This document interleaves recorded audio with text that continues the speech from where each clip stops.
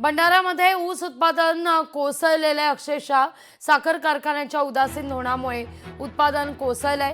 50% ऊसाची लागवड कमी आहे। वेळेवर पैसे मिळत नसल्यानं उत्पादन घटल्याचं म्हटलं जात आहे।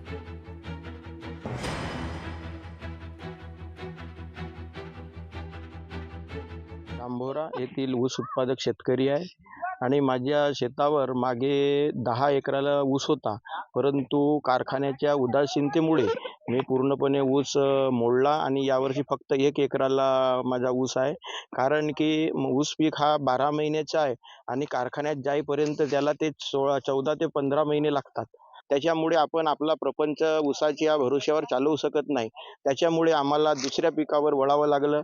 यामध्ये मुख्यतः कारण हे आहे की कारखाना प्रशासनाने जे ऊस तोडून गेल्याच्या नंतर 6-6 महिने वेळ आला तर 8-8 महिने शेतकऱ्यांची ऊसाचे पेमेंट देत नसल्यामुळे शेतकऱ्यामध्ये ऊस लागवडीच्या संबंधानं अनास्था निर्माण झाली आहे।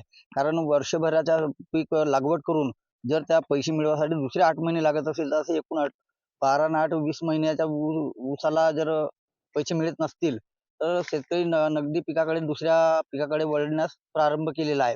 आणि आज आमच्या शेतामध्ये या मागच्या हंगामामध्ये जवळपास 200 हेक्टरला मका पिकाची लागवड करून विक्रमी अशा पद्धतीने उत्पादन आमच्या गावातील शेतकऱ्यांनी घेतलेलं आहे।